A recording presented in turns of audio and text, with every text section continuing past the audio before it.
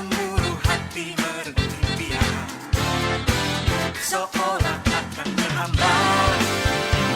Rambut menerjang, menerkam, melumpuhkan daya jiwa, mengancam hancuran.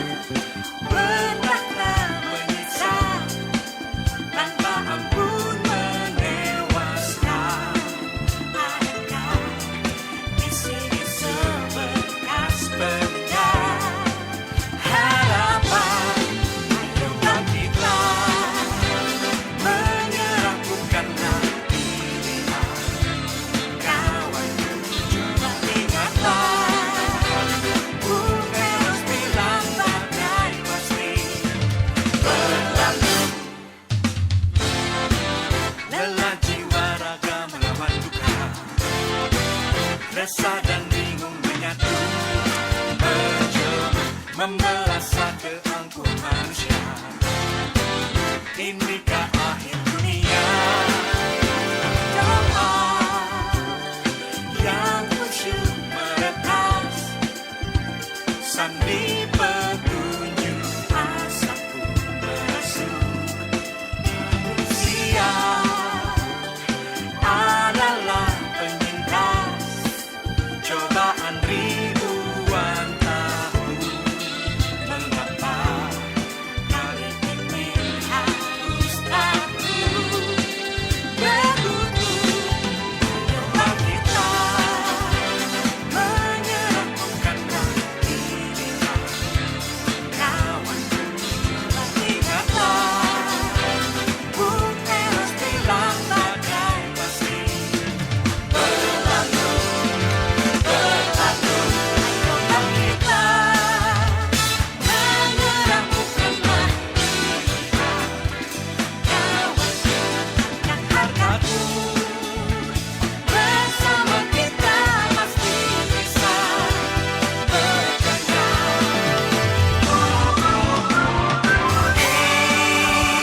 Menyerah bukanlah pilihan. Kawanku, coba ingatlah, Bung Eros bilang badai pasti berlalu.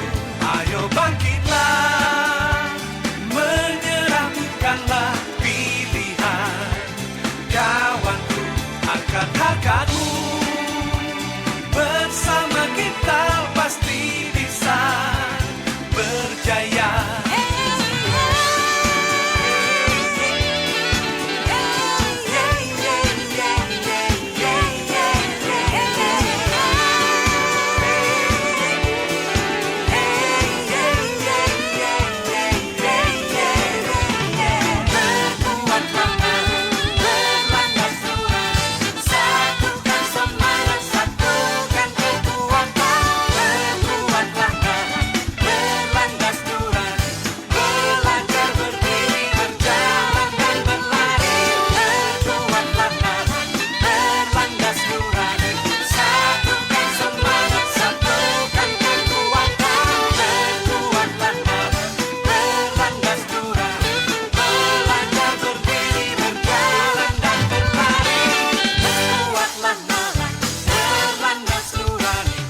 Satukan semangat, satukan kekuatan.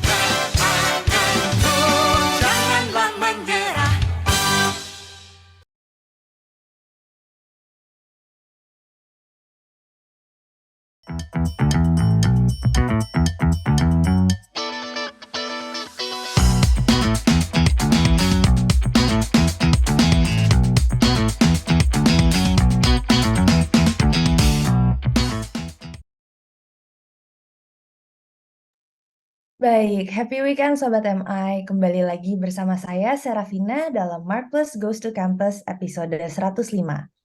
Dan seperti biasa, Marvelous Goes to Campus akan memberi inspirasi serta sudut pandang creativity, innovation, entrepreneurship, dan leadership yang telah atau akan dilaksanakan oleh lembaga pendidikan tinggi di Indonesia. Terlebih dahulu, saya akan menyapa Ibu Melati Arum selaku Chief Operating Officer of Marvelous Inc. Selamat pagi, Ibu Melati. Pagi, Vina. Sebelum kita masuk ke segmen pertama, saya juga akan menyapa terlebih dahulu narasumber yang sudah hadir bersama kita secara virtual pada pagi hari ini. Ada Profesor Dr. Junaidi SSM Hum selaku Rektor dari Universitas Lancang Kuning. Selamat pagi, Prof. Selamat pagi. Nah, baik Sobat MI semua. Selanjutnya, sebelum kita mulai nih diskusi serunya pada pagi hari ini, mari kita saksikan dulu highlight dari Marvelous Goes to Campus episode sebelumnya.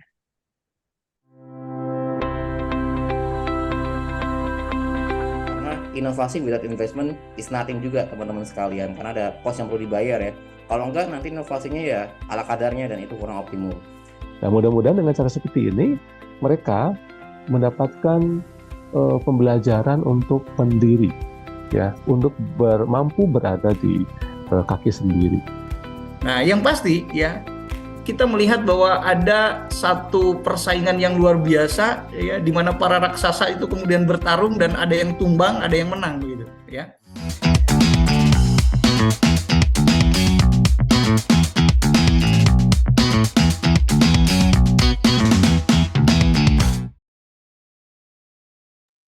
Baik, itu dia highlight dari Marvelous Goes to Campus episode minggu kemarin.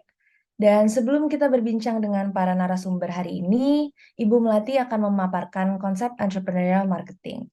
Silakan Ibu Melati, the time is yours.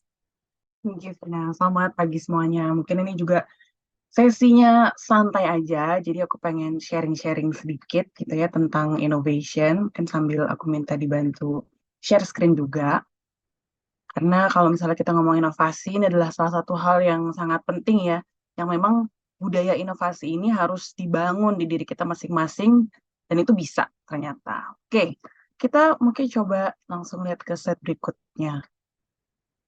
Jadi kalau misalnya kita lihat dari beberapa data, itu mungkin risetnya di US gitu, tapi semoga ini juga relevan gitu buat menjadi pembelajaran kita. Jadi kalau misalnya kita ngomong inovasi, memang ada perusahaan-perusahaan yang fokus ke inovasi, ada yang mungkin inovasi itu hanya sebagai salah satu hal tambahan gitu. Tapi kalau kita lihat dari datanya untuk perusahaan-perusahaan yang memang mereka invest uang atau waktu lebih di inovasi, mereka bisa menghasilkan output yang ternyata jauh lebih besar daripada perusahaan-perusahaan yang tidak menitik beratkan pada inovasi. Kalau misalnya kita lihat dari grafik yang terlihat di layar itu. Jadi memang kalau dari company-company yang di riset itu komitmen kepada inovasi itu memang ada company yang inovasi itu jadi top priority, ada yang enggak. Dan biasanya kalau inovasi itu menjadi top priority kita, maka kita akan memberikan, kalau misalnya di data ini ya, memberikan investment yang lebih tinggi terhadap inovasi itu. Terlihat bahwa company-company yang komit itu rata-rata memberikan investasi sebesar 1,4 kali lebih tinggi daripada company-company yang mungkin prioritasnya bukan di inovasi.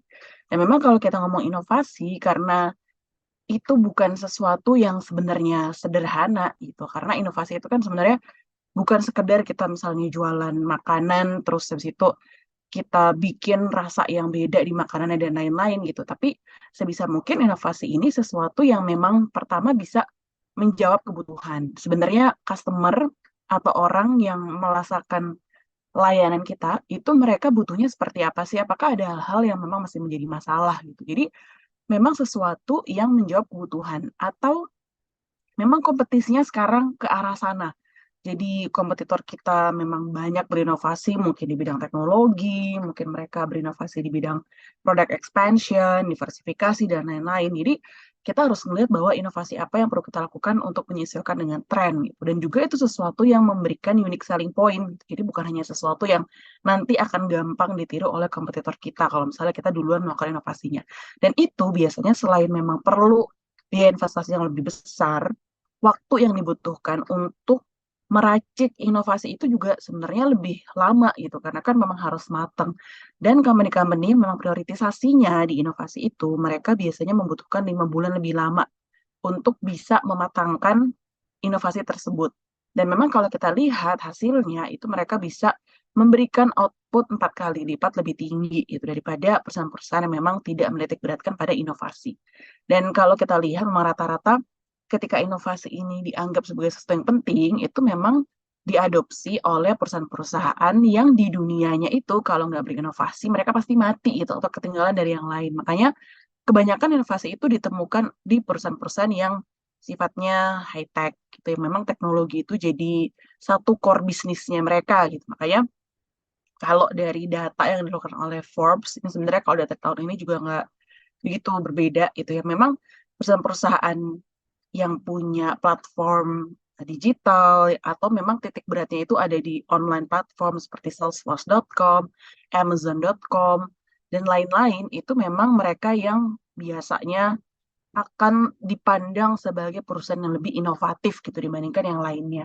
Nah, ini yang memang nantinya akan menimbulkan kebutuhan gitu. Berarti kalau misalnya kita nggak ada di perusahaan yang high tech gitu atau perusahaan-perusahaan yang mungkin kompetisinya itu tidak terlalu tinggi dibandingkan yang lain, apakah berarti inovasi itu perlu? Nah, jawabannya memang tetap perlu gitu, karena mau nggak mau ketika nanti kompetitor kita melakukan inovasi lebih tinggi daripada kita, maka kita pasti akan ketinggalan gitu. Dan inovasi nanti juga akan ada beberapa contoh bahwa ada hal-hal yang bisa kita sentuh untuk inovasi sehingga kita nggak hanya kepikiran inovasi di situ-situ doang.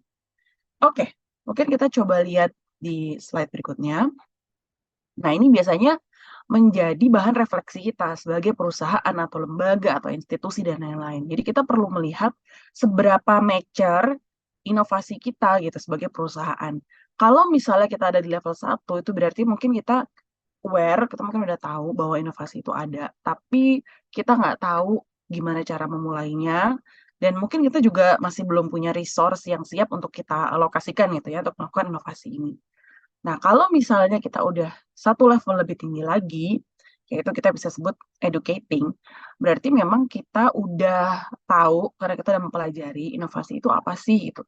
Terus kita juga udah mulai melakukan inovasi secara internal, terus kita juga mungkin udah tanya-tanya ke orang yang ahli atau expert di bidang inovasi, gimana sih caranya berinovasi dan lain-lain, atau kita harus mulai dari mana gitu. Dan juga mungkin kita sudah mulai berinovasi di hal-hal yang mungkin sifatnya short term gitu. Kita udah mulai ngadain workshop untuk kita bisa mencari ide-ide inovasi itu apa, terus mungkin mematangkan ide-ide yang mungkin masih belum terlalu major dan lain-lain. Jadi inovasinya sebenarnya udah mulai dilakukan, tapi ya masih merangkak gitu ya kalau kita ngomong baik. Oke, kemudian kalau di level 3, artinya kita udah mulai experimenting. Jadi inovasinya udah mulai lebih luas skalanya, terus kita juga udah mulai berinovasi secara eksternal, mungkin udah terlihat dari sisi produk yang kita jual atau layanan yang kita sediakan, itu udah mulai kelihatan. Jadi nggak hanya sekedar inovasi di hal-hal yang internal gitu ya, sama yang tadinya mungkin inovasi itu masih rigid, nah ini sekarang udah lebih relax lagi, udah lebih terbiasa, kita juga udah lebih familiar gitu untuk melakukan inovasi. Nah, kalau misalnya kita udah di level 4 yang artinya holistik, itu berarti bisa jadi dari segi organisasi, kita udah punya organisasi tersendiri untuk melakukan inovasi tersebut. Karena kalau misalnya kita ngomong inovasi dilakukan oleh semuanya tanpa ada sesuatu yang diubah atau dibikin secara khusus, itu biasanya akan terlupakan lama-kelamaan gitu, karena kita pasti akan fokus ke pekerjaan-pekerjaan yang ada di depan mata, yang penting beres. Nanti begitu udah beres, pasti ada kerjaan lain lagi yang memang intinya kita. Jadi kita juga akan lupa bahwa kita juga perlu berinovasi. Makanya biasanya harus ada tim khusus yang akan memulai gitu ya untuk bisa melakukan inovasi ini.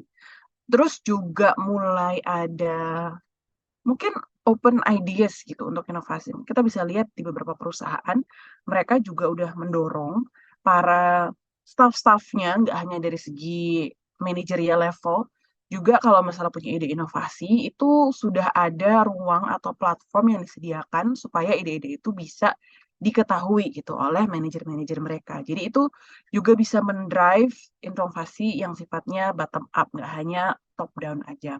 Dan juga pasti akan ada berbagai macam program yang dibuat untuk berbagai macam goals.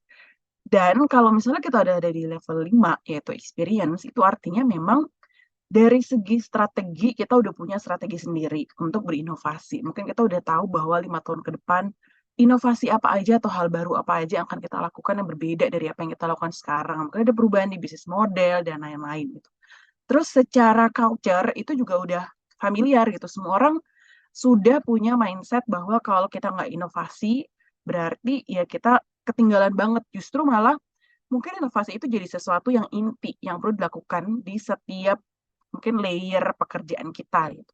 Dan bisa jadi juga kita akan mulai bekerja sama dengan pihak-pihak lain untuk bisa melakukan inovasi ini. Nah, ini adalah hal-hal yang nantinya kita perlu refleksi juga.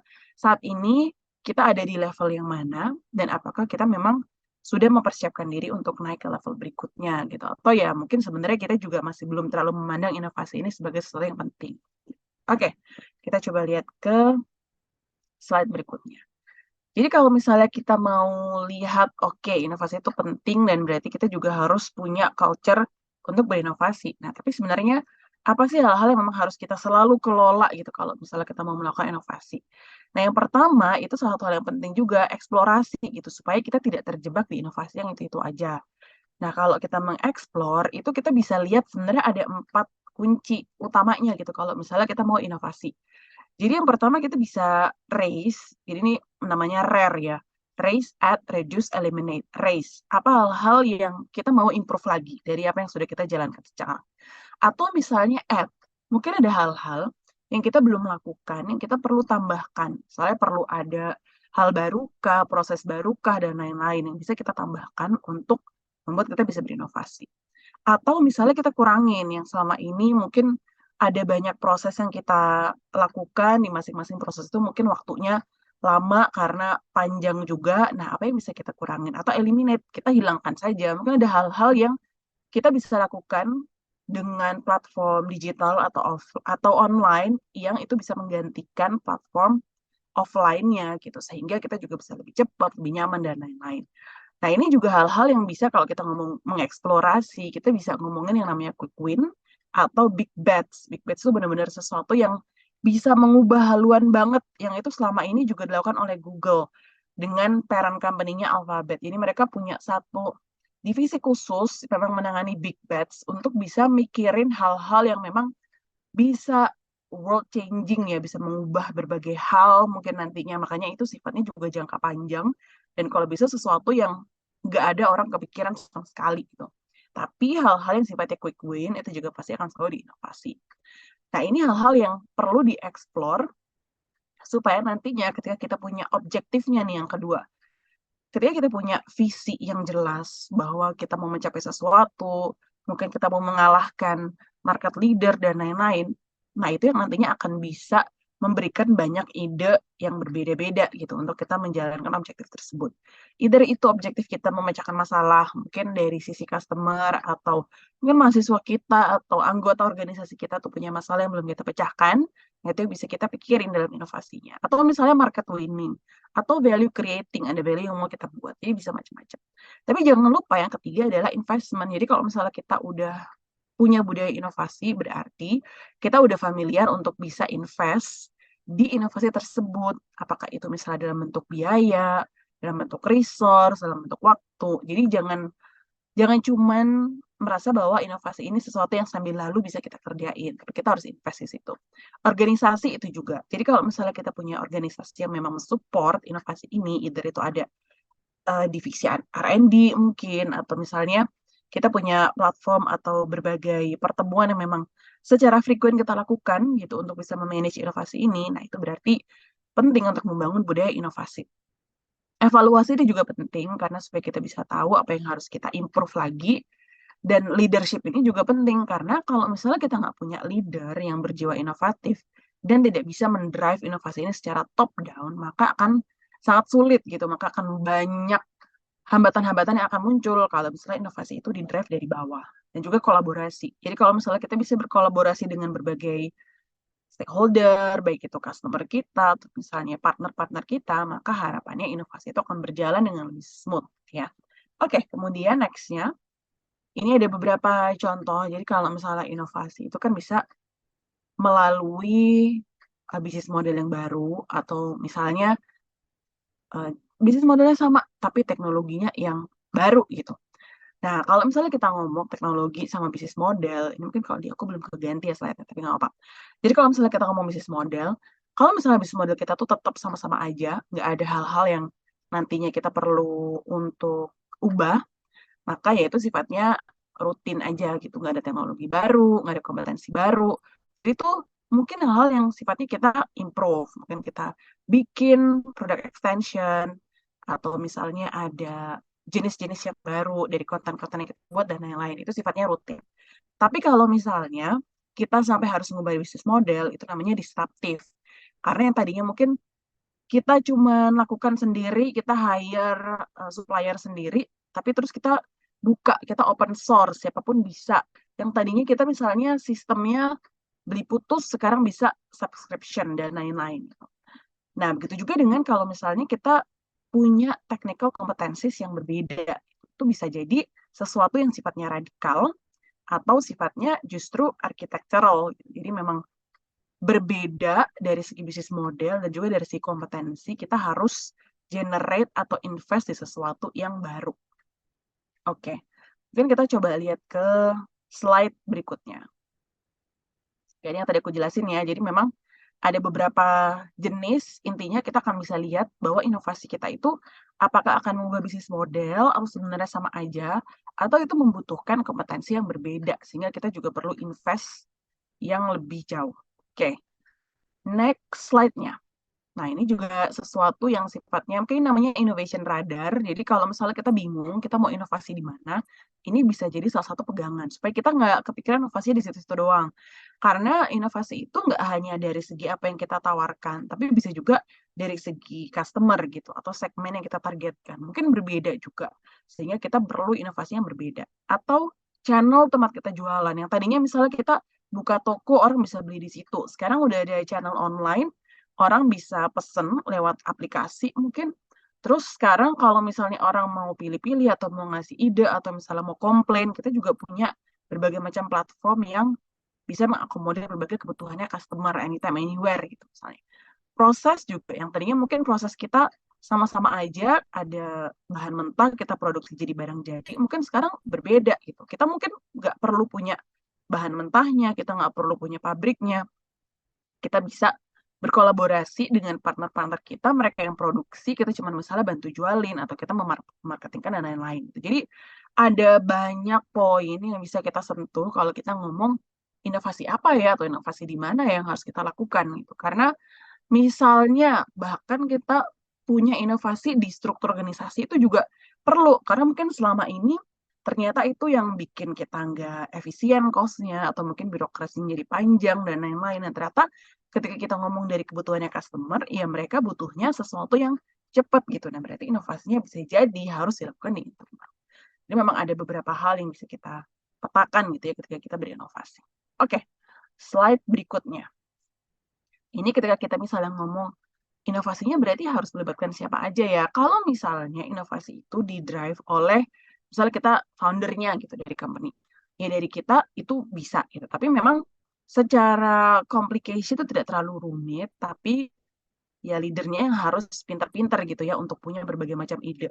Tapi kalau misalnya kita pengen lebih ringan, tapi ini pasti juga akan lebih rumit, ya kita punya R&D sendiri. Jadi leader mungkin hanya akan memberikan direction, mungkin dia delegate sesuatu, nanti tim R&D akan mikirin. Atau misalnya lebih luas lagi, kita mempergunakan public atau customer atau mungkin audience kita itu sebagai orang-orang yang akan memberikan ide ke tim R&D. Jadi tim R&D ini juga bisa bekerja berdasarkan kebutuhan dari customer. Itu namanya crowdsourcing. Tapi kalau misalnya kita punya open loop feedback gitu dengan customer kita, mereka ketika memberikan ide, nanti kita bisa memberikan feedback, nanti mereka bisa kasih feedback lagi dan lain-lain, jadi tidak terputus gitu hanya dengan memberikan ide doang. Itu namanya innovation co-creation. Kita bareng-bareng bikin, karena barangnya ini ketika si customer juga punya feedback di situ, maka dia akan punya sense of belonging yang tinggi ke produk yang memang dia create gitu yang kita berikan. Nah, harapannya itu juga akan meningkatkan intention to buy dari mereka. Oke, kemudian di slide berikutnya, ini juga salah satu hal yang penting gitu. Jadi ketika kita udah tahu bahwa inovasi itu penting, kita udah tahu inovasi itu berarti harus dilakukan di mana saja. Nah, berarti satu hal yang juga penting untuk mendrive inovasi ini adalah orang-orangnya. Nah, akan susah kalau yang punya budaya atau DNA inovasi ini cuman leadernya atau cuman beberapa orang aja di company itu. Karena kalau misalnya mau berjalan dari atas sampai bawah itu juga harus punya DNA seorang innovator. Nah, berarti itu seperti apa sih kalau misalnya kita menjadi innovator gitu. Yang pertama adalah kita punya kemampuan untuk mengasosiasikan berbagai macam hal atau kita mampu menghubungkan antara satu hal dengan hal yang lain. Kita bisa cari benang merahnya untuk bisa tahu kira-kira apa ya yang bisa kita manfaatkan untuk bisa bikin inovasi tersebut. Makanya kenapa kalau misalnya kita ngomong associating competencies, ini artinya kita harus jadi orang yang sering ngobrol sama orang lain. Bahkan bisa jadi ketika kita bergerak di industri otomotif misalnya. Nah, kita jangan ketemu sama orang otomotif doang gitu. Justru kita harus ketemu sama orang-orang lain, mungkin dari dunia hiburan juga, mungkin dari FMCG industri, mungkin dari government dan lain-lain supaya kita bisa dapat berbagai macam insight itu yang nantinya akan kita hubungkan dengan benang merah itu. Oke, berarti kalau misalnya dari sisi mereka kayak ini, berarti kita harus ngapain ya dan lain-lain gitu. Kita juga harus sering-sering datang ke forum-forum yang berbeda-beda. Jangan ke forum yang kita banget doang gitu. Terus mungkin kita juga harus banyak baca buku sehingga kita nanti bisa menghubungkan antara satu hal dengan hal yang lain juga. Dan yang paling penting sebenarnya kalau dari associating ini juga, ketika kita punya kemampuan atau keinginan untuk menghubungkan antara satu hal dengan hal yang lain, itu berarti kita juga punya kemampuan untuk questioning ini. Sebenarnya bukan kemampuan aja, tapi kemauan untuk kita selalu penasaran atas berbagai hal. Jadi kalau misalnya kita udah penasaran, maka kita akan lebih sering menggali atau mencari jawaban dan kita juga akan lebih tereducate lagi gitu. Kayak kalau kita mau ngomong apa sih yang sebenarnya harus kita tanyakan, nggak hanya sekedar why itu kan yang penting ya, tapi juga why not gitu. Kalau selama ini kita ngerjainnya gitu-gitu doang, kenapa kita nggak ngerjain dengan cara yang berbeda? Mungkin hasilnya juga akan lebih bagus, lebih optimal, lebih efisien, dan lain-lain. Atau gimana kalau misalnya kita ngerjainnya kayak gini aja gitu. Jadi berbagai hal yang bisa kita explore untuk men-challenge status quo itu tadi gitu. Bisa jadi kita juga harus membayangkan hal yang berbeda. Gimana kalau misalnya ternyata kita jualan itu, kayak misalnya pas pandemi ya, kita jualan nggak boleh ketemu sama orang gitu. Gimana caranya kita membuat orang mau makan makanan yang ada di restoran kita, atau orang mau beli baju yang ada di toko kita, dan lain-lain gitu. Kalau misalnya orang-orang itu nggak boleh datang ke toko. Nah, jadi hal-hal yang mungkin akan jadi constraint, misalnya bank, gimana kalau misalnya bank nggak boleh buka cabang ya, tiba-tiba OJK ngasih aturan kayak gitu, harus gimana kita? Nah, itu hal-hal yang kalau misalnya kita penasaran akan berbagai macam hal, itu akan bisa membantu kita untuk mendrive inovasi. Observing itu juga perlu, karena kalau misalnya kita nggak aware sama kondisi sekitar, kita nggak kritis terhadap kondisi sekitar, maka kita juga nggak akan bisa dapat ilmu-ilmu baru atau hal-hal baru yang bikin kita penasaran. Experimenting itu juga sesuatu yang penting, karena kalau misalnya kita nggak berani untuk mencoba dan berani untuk menelan kesalahan atau kegagalan, maka kita juga akhirnya akan diem di situ-situ aja gitu. Makanya experimenting itu perlu, tapi experimenting memang kita sudah mengukur berbagai macam risiko, kita juga sudah mengukur konsekuensinya apa. Jadi kalau misalnya terjadi kegagalan, kita sudah tahu bagaimana cara kita bounce back kembali itu untuk mencoba lagi hal yang baru, mungkin yang berbeda. Nah, yang terakhir itu adalah networking. Jadi kalau misalnya kita pengen jadi orang yang inovatif, kita juga nggak boleh malu-malu untuk networking dengan orang-orang yang menurut kita akan bisa mengisi kekosongan puzzle yang mau kita lakukan dalam inovasinya gitu. Kita harus mau meluangkan waktu untuk ketemu orang yang baru, ngobrol dengan orang-orang yang berbeda, ngebicarain atau ngomongin hal yang berbeda juga. Jadi kita memang harus aktif, dan biasanya walaupun kita misalnya, kan ini juga sering banyak yang nanya, kalau misalnya kita orang yang introvert ya gimana ya? Ya introvert itu satu hal, tapi kalau misalnya kita punya tujuan yang harus kita capai, dan untuk mencapai itu kita harus ngobrol sama orang banyak, harus ketemu sama orang banyak, harus jualan ke orang banyak, mau nggak mau, kita juga akan terdorong untuk membuka diri itu terhadap hal-hal yang memang ada di depan mata kita untuk kita gali lebih jauh. Oke, ke slide berikutnya. Ini juga mungkin 2 slide terakhir ya. Jadi di kemudian hari itu juga dilakukan riset lagi gitu ya ke inovator-inovator yang ada di dunia. Gitu. Jadi kalau misalnya kita mapping dari 5 DNA innovator tadi, sebenarnya memang yang paling banyak dimiliki oleh innovator-innovator ini itu adalah kemampuan mereka untuk associating, menghubungkan antara benang merah satu dengan yang lain, terus juga curiosity yang tinggi sehingga mereka selalu questioning berbagai macam hal, dan juga networking. Jadi memang kalau kita banyak penasaran, dan penasaran itu akhirnya membuat kita melakukan networking dengan orang-orang lain, dan kita akhirnya bisa menemukan hal-hal yang kita bisa hubungkan gitu, benang merah satu dengan yang lainnya, dan itu kita memang lakukan dan kita implement dalam inovasi, maka itu memang akan sangat membantu gitu ya kalau misalnya kita mau melakukan inovasi. Dan mungkin ada slide terakhir yang bakal aku share juga. Jadi kalau misalnya kita kita udah tahu, berarti kita harus membangun 5 innovator DNA tadi. Nah, berarti to-do list-nya apa dong gitu. Nah, ini simple. Jadi to-do list ini atau checklist ini bisa kita bikin beda-beda juga tergantung kitanya gitu. Bisa jadi misalnya setidaknya kita habiskanlah 15-30 menit tiap hari. Coba deh kita tulis pertanyaan-pertanyaan apa yang kira-kira itu bisa men-challenge status quo yang ada misalnya di company kita atau misalnya di kampus kita dan lain-lain. Nah, itu nanti akan kita berusaha cari jawabannya apa gitu. Atau misalnya kita coba luangkan waktu. Mungkin seharian kita coba ikutin orang-orang yang memang mereka jadi target customer kita. Ya mungkin nggak nguntit banget ya, tapi kita benar-benar harus petakan sebenarnya mereka daily life-nya itu kayak gimana, sehingga kita bisa create apa ya untuk menyelesaikan masalah-masalah yang mereka alami gitu di hari-hari mereka. Atau kita jadwalkan setidaknya sebulan sekali kita harus datang ke seminar atau workshop yang beda dari apa yang kita lakukan selama ini, untuk kita bisa cari tahu kira-kira ada hal baru apa yang bisa kita temukan. Atau misalnya tiap bulan kita jadwalkan untuk baca buku yang benar-benar berbeda dari hal-hal yang memang kita selama ini kuasai, atau misalnya buku yang terkait dengan tren yang sekarang lagi heboh.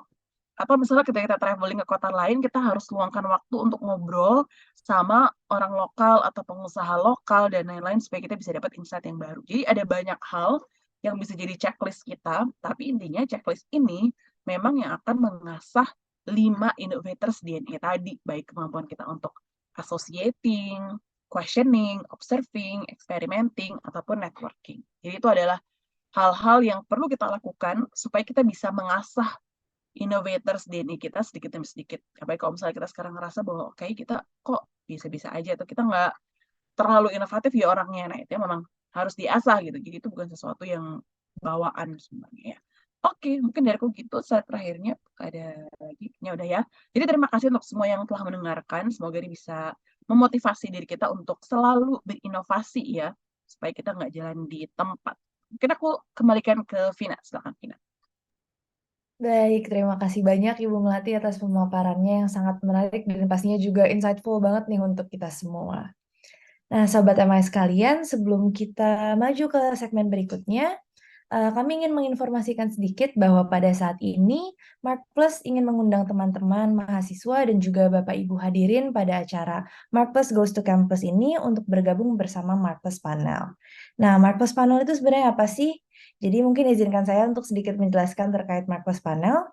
Mark Plus Panel merupakan program yang memungkinkan para marketing researcher atau mungkin marketing antusias juga nih untuk berpartisipasi sebagai responden, interviewer, ataupun expert dalam survei yang dilakukan oleh Mark Plus.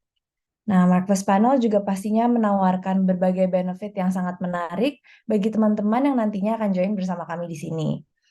Ada imbalan atas partisipasi berupa uang tunai, voucher, hingga grand prize berupa emas bagi teman-teman yang ingin menjadi responden, interviewer, ataupun expert dari research yang akan dilakukan oleh Mark Plus.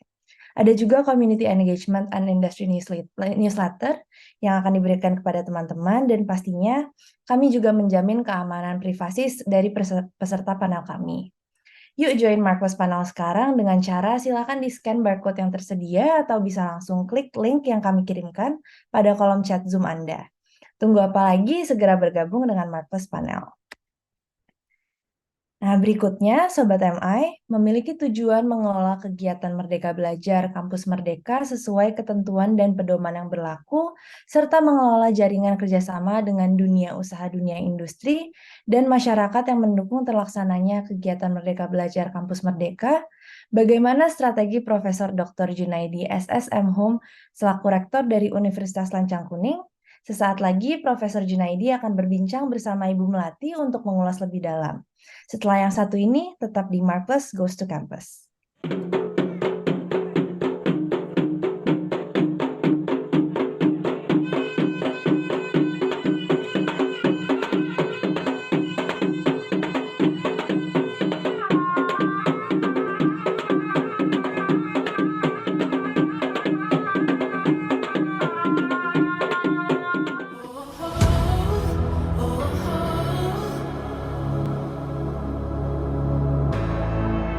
How far could I go? Spread my wings, I could fly. Our lives they unfold, rising up, soaring high. Can you hear me? Everybody feeling now we're alive.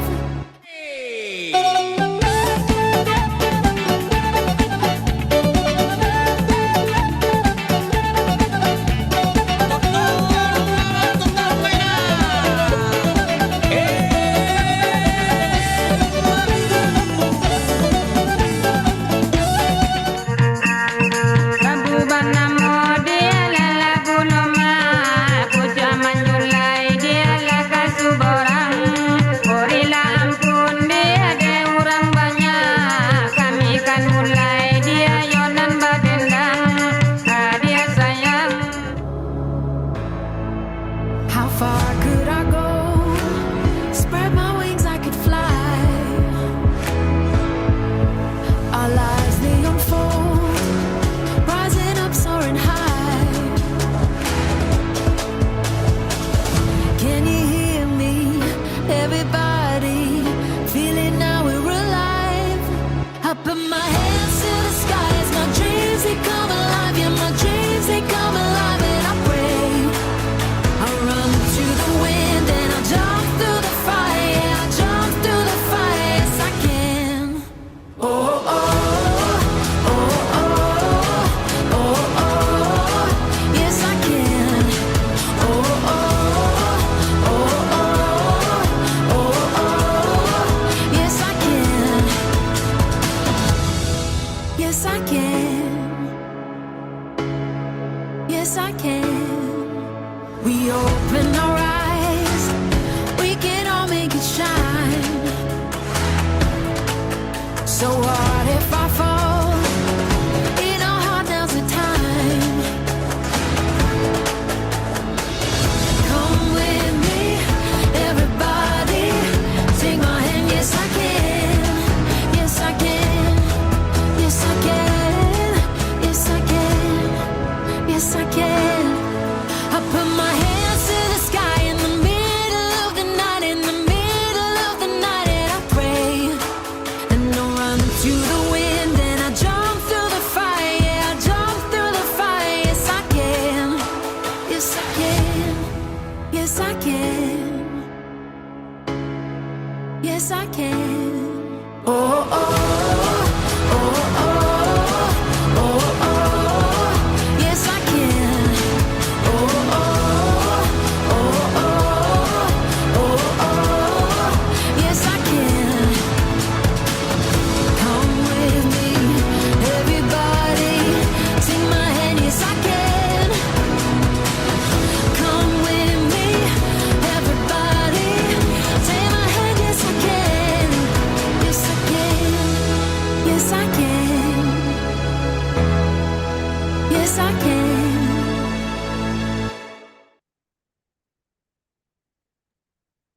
Sobat MI, dalam segmen kali ini kita akan berbincang bersama Profesor Dr. Junaidi SSM Hum selaku Rektor dari Universitas Lancang Kuning yang akan dipimpin langsung oleh Ibu Melati. Sobat MI bisa juga langsung mengajukan pertanyaan melalui kolom chat yang nantinya akan kita bahas pada sesi Q&A. Ibu Melati, Profesor Junaidi, the time is yours. Siang, masih pagi ya, Pak Junaidi. Apa kabar, Pak? Baik, selamat pagi semua. Ya, jadi selamat datang di acara MGTC kita. Dan tadi kan mungkin menyambung dari sesi materi yang sempat saya sampaikan. Nah, kita penasaran juga sih kalau dari Profesor Junaidi ini mungkin punya beberapa hal ya yang pengen di-sharing tentang kampusnya. Gimana, Profesor Junaidi? Sudah siap? Ya, saya sudah siap. Bisa saya mulai, Mbak Melati? Boleh, silakan, Profesor Junaidi. Baik, izinkan saya share screen ya.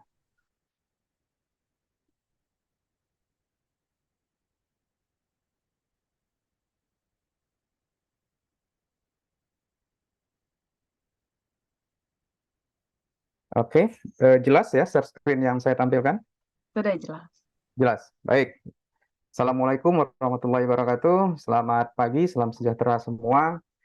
Terima kasih kepada Makples yang memberikan kesempatan kepada saya selaku Rektor Universitas Sancang Kuning untuk berbagi pengalaman tentang creativity, innovation, entrepreneurship, and leadership. Nah, Bapak Ibu semua, kawan-kawan semua, Universitas Sancang Kuning itu berada di Kota Pekanbaru, Provinsi Riau. Saat ini kami memiliki mahasiswa 10.000 dengan jumlah program studi 32. Nah, pagi ini saya akan berbagi pengalaman apa yang saya lakukan 4 tahun terakhir dalam jabatan saya sebagai rektor nih. Alhamdulillah saya baru dilantik lagi untuk periode kedua untuk melanjutkan pengembangan-pengembangan yang dilakukan di Universitas Lancang Kuning gitu.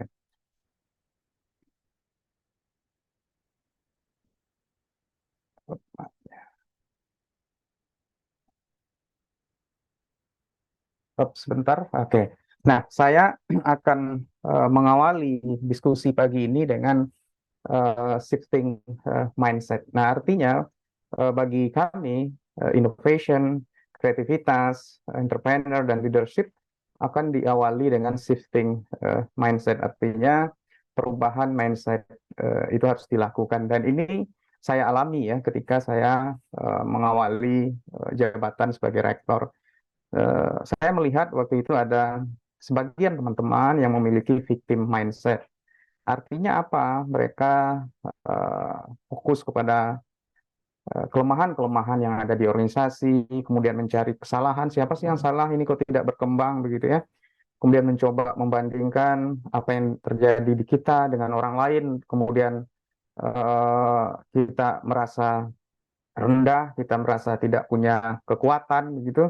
Kemudian kita kadang-kadang menyalahkan bidang lain, departemen lain, dan kadang-kadang bersifat pesimis ya untuk melakukan perubahan-perubahan, untuk melakukan inovasi, sehingga kadang-kadang terjadilah tindakan-tindakan atau program-program kita itu terasa tidak efektif, business as usual, kemudian tidak berani, tidak percaya diri untuk melakukan persaingan atau perubahan. Kadang-kadang ada ungkapan-ungkapan, ya udah kita kan sudah seperti ini dulunya, jadi kita ya udah seperti ini aja, tidak usah melakukan pengembangan-pengembangan. Nah, mindset victim seperti itu sering kita temukan di dalam suatu organisasi. Nah, saya mencoba untuk melakukan creator mindset yang mencoba merubah paradigma, merubah pandangan-pandangan tersebut kepada hal-hal yang lebih produktif. Misalnya melakukan fokus what to improve, artinya kelemahan kita akui, tetapi bagaimana kelemahan tersebut kita perbaiki gitu. Kita berupaya mencari solusi. Kemudian kalau kita tidak skill di bidang tertentu, kita boleh meminjam orang lain, kita boleh bekerja sama dengan orang lain ya. Nah, karena kita tentu saja tidak bisa menguasai semua hal. Kemudian kita mengambil risiko, accept responsibility, artinya apa yang kita lakukan itu adalah tanggung jawab gitu. Dan kami mencoba meyakinkan bahwa masalah-masalah yang lalu itu adalah masalah yang bersifat temporer. Artinya dia tidak permanen. Kita bisa melakukan perubahan.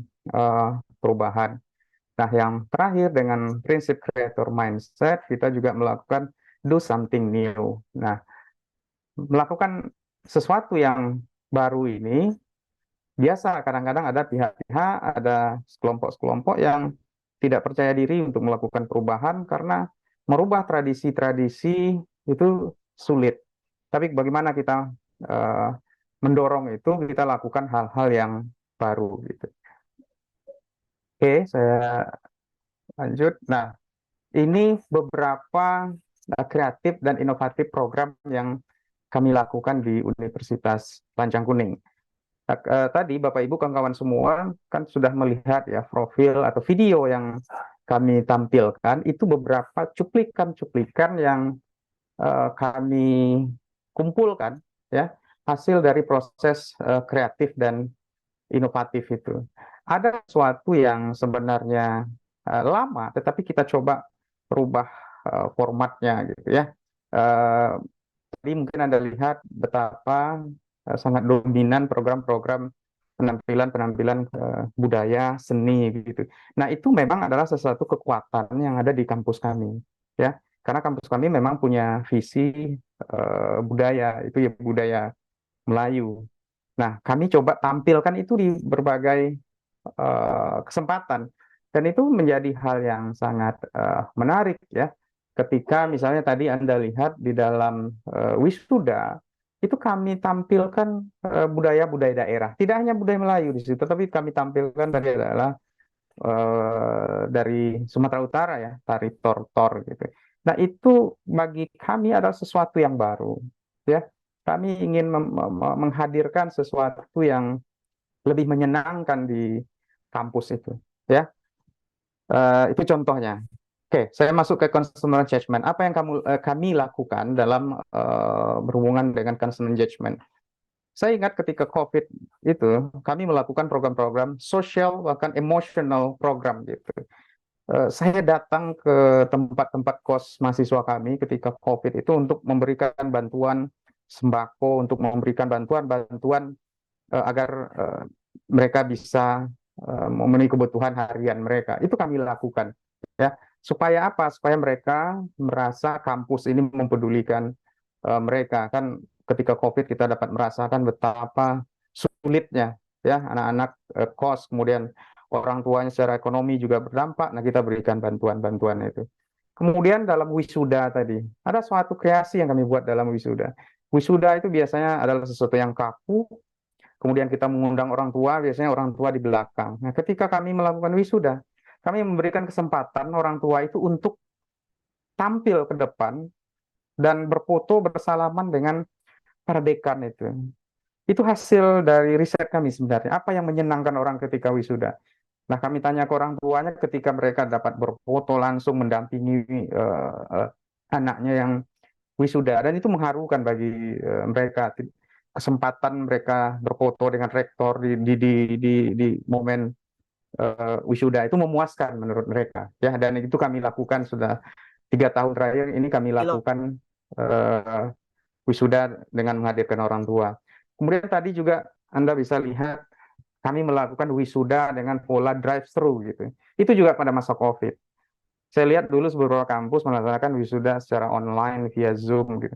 Kami tetap melakukan wisuda tapi drive-thru. Mereka pakai kendaraan, yang punya mobil pakai mobil, terus turun dari mobil di depan rektorat, nanti saya lantik, saya pindahkan kuncirnya. Nah, ada juga yang pakai sepeda motor, pakai becak gitu ya, dan dengan sepeda biasa. Nah, itu kreasi yang kami lakukan untuk memuaskan alumni kami itu. Karena wisuda itu sangat penting, sehingga kami modifikasilah wisuda dengan cara-cara drive-thru gitu. Yang kedua, kami juga melakukan humanity program. Ini juga menyentuh ya, touching the emotion gitu ya, melakukan program humanity program, yaitu dengan disabilitas. 2,5 tahun terakhir ini saya menerima mahasiswa disabilitas. Saya membuka diri, malah mempersilahkan para penyandang disabilitas yang selama ini tidak bisa kuliah ke Lancang Kuning. Kami fasilitasi, kami berikan beasiswa. Alhamdulillah semua mahasiswa disabilitas yang kuliah dan Lancang Kuning gratis gitu. Ya, saya cariin beasiswa. Nah, ini akan menyentuh gitu ya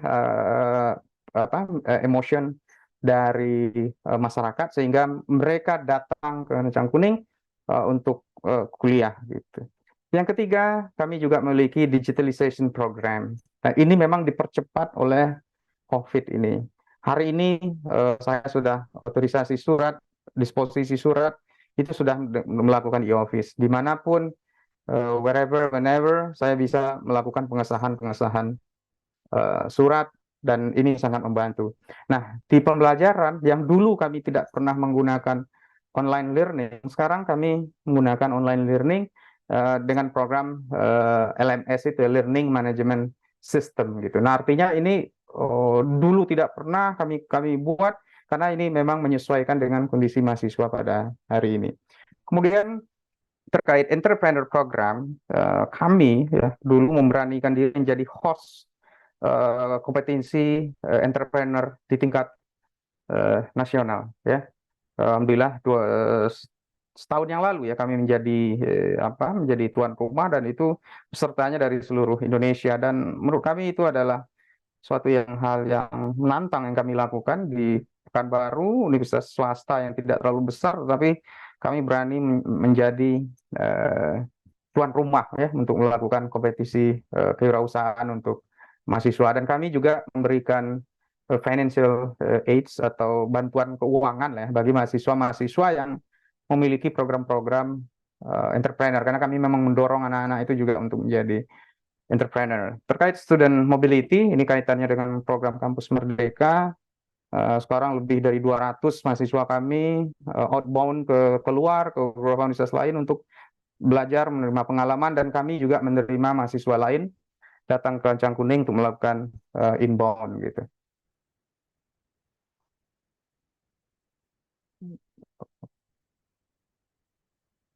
Maaf, agak terlalu cepat ini ya.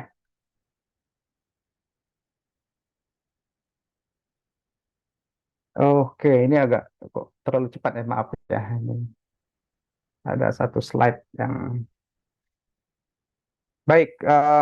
Kemudian kami juga melakukan program-program untuk membiasakan anak-anak ini, mahasiswa-mahasiswa ini belajar dengan suasana yang lebih menyenangkan. Nah, tadi Anda lihat di video, kami membuka coffee shop ya. Jadi baru saja saya mendirikan coffee shop untuk memberikan ruang bagi mahasiswa setelah mereka belajar, itu mereka kumpul dan bisa sambil minum kopi di coffee shop itu. Dan coffee shop yang kami hadirkan juga ini unik karena kami punya danau. Danau ini kami kembangkan dengan konsep alam, kami menyebutnya ekoriparian. Nah, di danau itulah kami membuat coffee shop ya, dan ini menjadi menarik ya. Jadi ketika sore itu pukul 4, mahasiswa berkumpul di situ sambil santai, mereka juga melakukan diskusi. Nah, coffee shop-nya pun kami brand itu menjadi coffee shop lake itu danau ya. Karena kami view danaunya yang kami jual di situ. Kemudian di situ juga ada cafe, berarti mereka bisa ngopi di situ, dan karena ini kampus itu tempat orang belajar, tempat orang berdiskusi, kami letakkan di situ dialog. Nah, mereka bisa melakukan dialog, pertemuan-pertemuan di ruang terbuka itu. Nah, ini menurut saya menjadi ikon baru di Universitas Kencang Kuning, sehingga mahasiswa datang ke kampus kami gitu. Kemudian kami juga melakukan rebranding ya. Jadi beberapa tahun terakhir kami juga melakukan rebranding. Rebrand yang kami lakukan sebenarnya adalah mengangkat kekuatan yang ada di kampus kami sendiri, yaitu adalah culture gitu ya. Kenapa kami anggap culture? Karena dari awal pendirian setelah saya lihat, memang culture, budaya menjadi kekuatan utama di Universitas Lancang Kuning, sehingga berbagai penelitian dosen, berbagai program-program pengabdian yang dilakukan oleh dosen juga itu kami arahkan kepada pendekatan-pendekatan budaya. Nah, pendekatan budaya di sini pun kami perluas ya, bukan hanya sekedar kesenian, tetapi lebih kepada lokal konten gitu. Jadi kami berharap eh, semua aktivitas-aktivitas yang dilakukan di kampus kami mengarah kepada pengangkatan kepada lokal konten, dan tentu saja lokal konten ini akan direlasikan juga dengan kondisi-kondisi global ya. Jadi bukan berarti mereka hanya taunya lokal konten, tetapi juga kami giring kepada perkembangan global gitu. Nah, terkait network, kami juga melakukan growing network yang luar biasa sebenarnya ya. Kami bekerja sama dengan apapun, dengan industri-industri yang pada awalnya tidak ada kaitan dengan kampus, kami bekerja sama. Untuk apa? Untuk membuka ruang dialog dengan kampus sehingga kurikulum-kurikulum yang kami lakukan itu juga bisa sesuai dengan kampus. Malah kami menyarankan semua ketua prodi itu membawa kurikulum mereka ke industri, tanya ke industri sesuai nggak apa yang kita hasilkan dengan kebutuhan industri. Kemudian kami juga mencoba melakukan updating culture gitu ya. Artinya budaya-budaya yang di kampus yang terkesan kaku, hari ini kami coba masukkan ke budaya-budaya populer yang lebih menyentuh. Nah, tadi yang seperti saya sampaikan, ketika kami menampilkan tarian, ketika wisuda, ketika menampilkan nyanyi di situ, itu memberikan dampak yang luar biasa ya terhadap pencitraan Universitas Lancang Kuning kepada publik gitu. Misalnya mengapa saya menampilkan tadi ada tari tortor ketika wisuda? Karena sebagian mahasiswa kami itu berasal dari daerah Sumatera Utara, sehingga ketika kami tampilkan itu responnya luar biasa ya, dari orang tua, dari mahasiswanya sendiri, bahwa mereka menganggap bahwa kami memberikan apresiasi terhadap keberagaman budaya yang ada di Indonesia gitu. Nah, terakhir dari saya ini terkait tentang leadership. Jadi dalam menjalankan kreativitas, inovasi, dan program entrepreneur itu kami menggunakan pendekatan transformational leadership. Nah, dalam transformational leadership itu paling tidak ada 3 yang kita lakukan. Pertama, memberikan inspirasi ya, inspire. Artinya apa? Saya mencoba menguatkan teman-teman, memberikan penguatan kepada kawan-kawan ya, dan saya melakukan sendiri dulu sehingga dengan harapan apa yang dilakukan bisa menginspirasi teman-teman yang lain. Apalagi saat ini di Universitas Lancang Kuning banyak dosen-dosen muda ya, kami sudah generasi ketiga ini dosennya, dan saya yang kedua. Nah, di generasi ketiga ini yang muda-muda gitu. Jadi ketika saya melakukan sesuatu yang baik, yang bisa dicontoh, sehingga nanti akan memberikan motivasi bagi dosen-dosen lain gitu. Jadi kekuatan inspirasi sangat diperlukan dalam menjalankan program-program innovation maupun creativity. Yang kedua, saya mencoba melakukan melakukan transformasi ya di dalam kampus itu. Kami mencoba memberikan keyakinan kepada kawan-kawan bahwa kita punya kekuatan, kita punya kelebihan gitu ya. Walaupun kita misalnya di daerah, kita swasta, itu bukan alasan bagi kita untuk tidak bergerak gitu. Nah, kita mendorong mereka semua untuk melakukan perubahan-perubahan gitu. Terakhir, motivate ya, sebagai leader tentu saya mendorong, memotivasi mereka untuk berubah, untuk melakukan hal-hal yang positif gitu. Nah, ketiga hal ini menurut saya sangat penting ketika kita menjalankan program-program kreativitas, inovasi, dan program-program kewirausahaan di kampus. Saya pikir itu yang saya sampaikan. Nanti mungkin boleh kita lakukan diskusi. Terima kasih. Assalamualaikum warahmatullahi wabarakatuh. Waalaikumsalam warahmatullahi wabarakatuh. Terima kasih Prof. Junaidi atas sharing-sharingnya ya. Jadi kalau misalnya kita lihat, memang di Universitas Lancang Kuning itu sudah melakukan transformational leadership. Jadi memang aktivitas yang dilakukan itu memang menginspire, juga bisa mentransform dan juga memotivate. Jadi memang udah ada program-programnya juga. Jadi sebenarnya ada banyak hal yang dilakukan di Universitas Lancang Kuning ini ya. Yang mungkin banyak dari kita-kita itu ada yang udah tahu tapi bisa jadi ada yang belum tahu nih. Jadi sekaligus bisa kenalan juga ya sama program-programnya di Universitas Lancang Kuning ini. Mungkin aku sambil balikin dulu ke Vina itu karena Vina mungkin udah merekap beberapa pertanyaan ya yang mungkin bisa diajukan. Silakan Vina. Oke, sebelumnya terima kasih banyak untuk Profesor Junaidi dan juga Ibu Melati ya.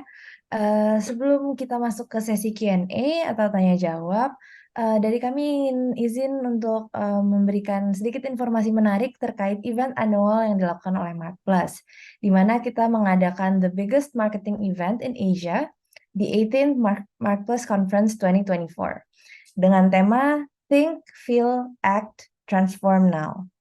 Kita akan mengadakan acara Markplus Conference di Ritz-Carlton Jakarta Pacific Place pada hari Kamis 7 Desember 2023, di mana di sini kita akan memberikan banyak insights terkait persaingan di tahun 2024 nanti. Jadi, buat Anda yang tertarik untuk mendapatkan insight menarik untuk memenangkan persaingan di tahun 2024 nanti, ini sangat cocok eventnya.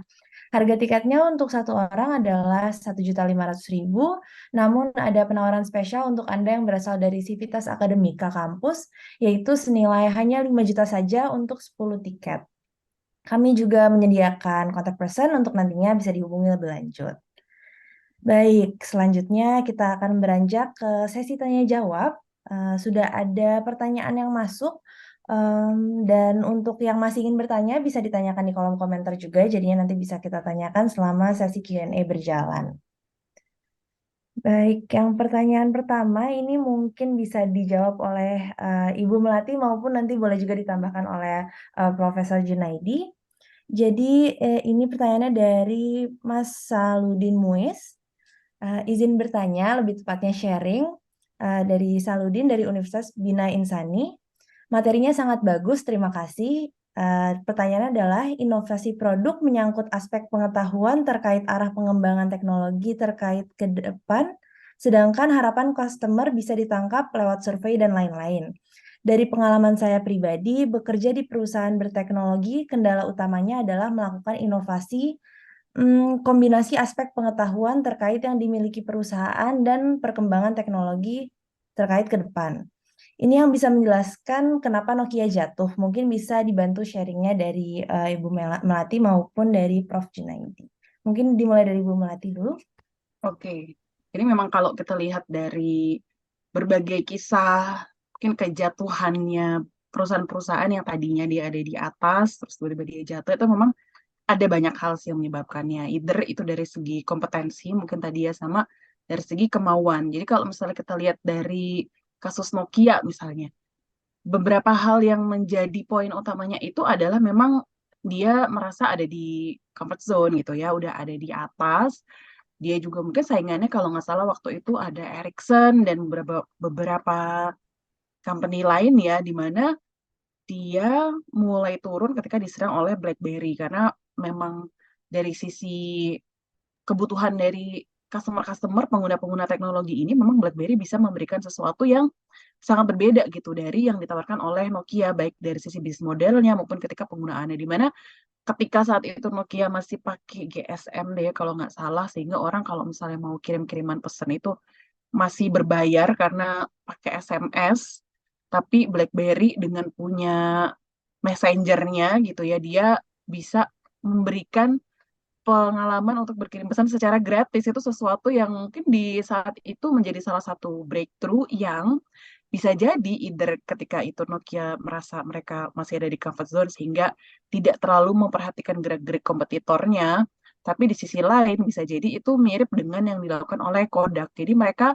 merasa bahwa ketika mereka punya messenger atau sesuatu yang baru atau sesuatu yang berbeda, itu nanti bisa jadi akan mengurangi revenue yang mereka bisa dapatkan, atau yaitu ketika diganti dari GSM ke messenger yang tadinya bisa dapat atau bisa kerjasama gitu ya dengan provider SMS yang berbayar terus, tapi tiba-tiba ini gratis, itu dianggap sebagai sesuatu yang kayaknya itu nanti akan mengurangi sales revenue.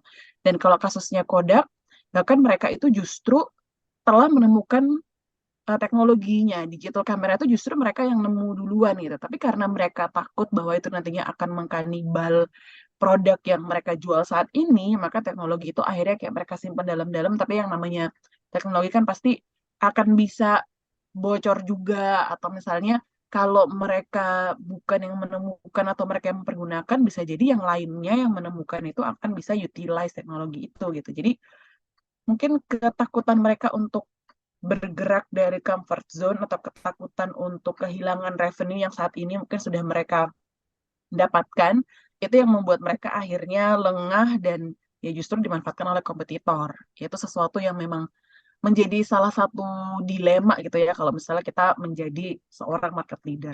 Tapi kira-kira gitu ya, jadi memang ada banyak hal, either itu dari sisi kompetensi ataupun dari segi ya willingness tadi sih.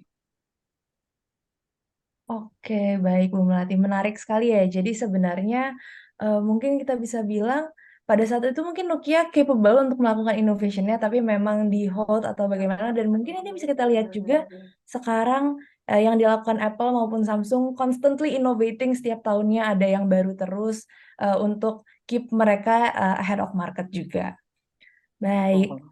Mungkin untuk pertanyaan berikutnya, ini ada dari Mas Rozali untuk Profesor Junaidi. Oke, untuk Profesor Junaidi, pertanyaannya adalah, apa kendala Profesor saat baru sebagai rektor dalam merubah behavior dosen yang status quo, juga dalam meyakinkan yayasan untuk nantinya bertumbuh? Baik, boleh dibantu Profesor Junaidi untuk jawabannya. Ya, baik. Saya akan berikan penjelasan. Memang kalau di kampus ya, pengalaman kami, ketika kita ingin melakukan perubahan, itu tantangannya juga besar, gitu ya. Biasanya pengalaman saya itu tantangannya bukanlah untuk membeli teknologi atau untuk mengadakan alat-alat yang modern gitu, bukan di situ. Tapi tantangan terbesarnya biasanya adalah di SDM-nya, gitu ya. Nah, kebanyakan dari kita itu tidak siap untuk mengikuti perubahan-perubahan. Jadi cara-cara lama untuk mengajar, gitu ya, pola-pola pembelajaran yang terlalu formal yang dulu kita dapatkan, nah itu sudah terbiasa dilakukan gitu. Nah, apa yang dilakukan dengan kondisi-kondisi seperti itu? Nah, pertama Pak, memang kami akan membuat kebijakan-kebijakan yang memaksa mereka untuk melakukan perubahan, untuk update dengan penggunaan-penggunaan teknologi. Saya punya pengalaman dulu, begitu susahnya untuk mengajak teman-teman dosen memasukkan nilai secara online ya, dengan sistem gitu ya. Itu susah sekali ya. Dengan berbagai cara kita lakukan, kita di tahun pertama baru 30% yang menggunakan, di tahun kedua baru 60% gitu. Nah, kemudian kita coba cari cara-cara yang membuat mereka lebih menggunakan teknologi di dalam proses-proses akademik gitu. Dulu malah saya pernah lakukan bagi dosen yang terlambat menginput nilai dengan sistem, itu mereka harus input nilainya di ruang wakil rektor gitu. Nah, itu kami sudah mulai memaksa itu. Dan itu kan sesuatu yang malu mungkin mereka kalau harus menginput nilai di ruang wakil rektor gitu. Tetapi itu berhasil ya, yang kami lakukan dengan pendekatan-pendekatan seperti itu gitu. Nah, artinya kita adakan kebijakan yang memaksa SDM kita untuk update kepada teknologi. Gitu. Kemudian dari yang awal itu Pak, jadi memang bagaimana kita merubah mindset, pandangan-pandangan kawan-kawan itu, keberadaan mereka di dalam organisasi. Artinya apa? Kalau mereka tidak meneliti, kalau mereka tidak melakukan inovasi, itu berdampak negatif terhadap organisasi, terhadap kampusnya. Sedangkan kampus itu kan membayar dosen gitu ya. Nah, kalau mereka tidak meneliti, mereka tidak punya karya, kampus sulit juga untuk meraih akreditasi yang baik gitu. Karya-karya dosen diperlukan. Nah, pemahaman itu harus kita berikan kepada para dosen, karena keberadaan mereka bukan hanya mengajar begitu, tetapi keberadaan mereka akan memberikan dampak terhadap penilaian-penilaian organisasi, terutama yang berkaitan dengan akreditasi gitu. Ya, malah kita kadang-kadang berikan penyadaran kepada mereka, kalau Bapak Ibu tidak melakukan publikasi, misalnya bagi dosen, Bapak Ibu tidak publikasi, keberadaan Bapak Ibu bagi institusi itu negatif gitu, karena tidak memberikan kontribusi, padahal organisasi memberikan gaji kepada Bapak Ibu. Nah, menurut saya ya, dengan cara-cara memberikan pemahaman seperti itu, pelan-pelan para dosen tetap melakukan perubahan-perubahan. Mereka melakukan update dalam pembelajaran, update terhadap penggunaan teknologi begitu. Tapi yang paling penting Pak, memang as a leader, sebagai pemimpin, ya kita harus mulai dulu gitu. Kita harus mulai dulu, kita tunjukkan bahwa kita sudah lakukan ini, dan ya mudah-mudahan mereka akan mengikuti apa yang sudah kita lakukan.